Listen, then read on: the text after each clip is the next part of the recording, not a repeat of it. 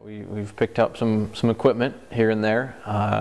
Again, everything has been refined, everything's been gone through, everything's been serviced and put back together, so everything's fresh. Ultimately, we're going to end up with a brand new race boat, even though it's not a brand new race boat.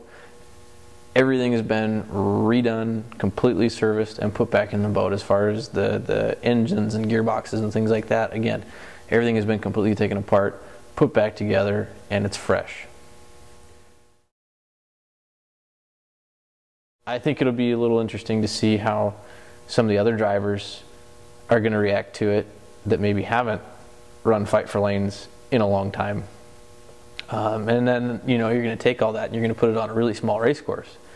So it's going to be busy, and it's, you know, who knows what's going to happen. Anything can happen. There's going to be two parts to every heat and every race. There's going to be the race before the race, and there's going to be the actual race itself. You know, it's going to be hard on the drivers. I think it's going to be hard on the officials too, to make calls if need be. So it's going to be interesting all the way around. Say certain people, I mean, they got to have lane one. That's the lane they got to have, and nobody's going to take it from them, and that's fine and great. I mean, lane one's a great place to be, but you know, if you can only win from lane one, then that doesn't give you a whole lot of options other times, because you have, in a final heat, 6 or 7 other boats fighting for the same place.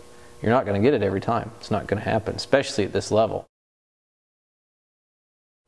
I believe the sport is moving to a whole new level, absolutely.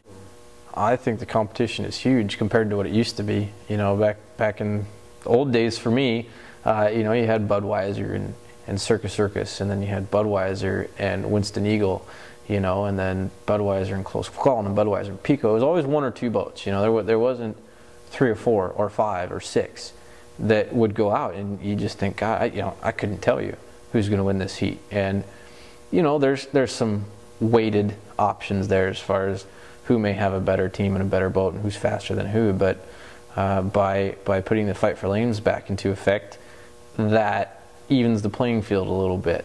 And as we progress forward into some of these new sponsors and new people supporting teams coming in, that also boosts teams as far as their competitiveness and how they're going to run towards the other boats. You know, we need younger people to be involved and to come check this stuff out, and then we need that younger fan base, which hopefully the things that are happening this year will bring in. So there's going to be some boat-to-boat contact this year. I believe that that's going to happen, and that's part of racing, and the crews are aware of it, and the crews are going to fix it, and we're going to go out and go do it again, and that's going to be the season. So it's going to be very, very exciting for everybody. Who am I more likely to have boat-to-boat contact with? You know, that's a hard one to answer. I would say any of the younger generation, because especially J. Michael and Jeff, you know, we're all buddies for the most part. You know, we all care about each other and, you know, care about their well-being. But growing up racing in the inboard ranks, those are who we raced hard with. Those are the people that, you know, we grew up racing with. We know what their driving style is and how they're going to act on the race course. Kip Brown is involved in this too. You know, we all grew up racing against each other and with each other. So it's maybe a little more tooth and nail between the younger guys. But I think also the older guys have that same thing going too between Steve, David, and Dave Ilbach. You know, they're kind of in the same boat. They're the veterans. They're, you know, at the similar levels in their career, and they're going to be fighting against each other.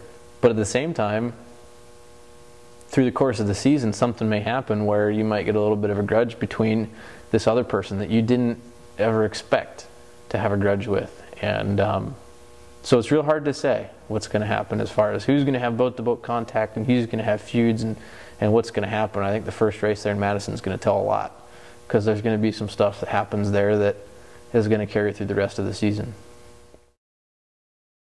Chip did a deal on dryland boat racing. It was a series or a little segment that they did at Seafair, and where I believe it was even Dave and Chip. In a sense, it was all in fun, but tried to psych each other out, you know, on this little segment. But it's really, that's reality. That really happens. Maybe not to the way that they did it on that little segment, but you know, drivers are going to do things. They're going to say things on the race course. They're going to act a certain way to a driver, to their competitor, that maybe they wouldn't do if they didn't have to go out and fight for lanes. They didn't have to go out and fight for their position on the race course. So it's going to be very interesting to see how people react to one another on the land, things that are said, things that aren't said, to make somebody believe something that maybe isn't true.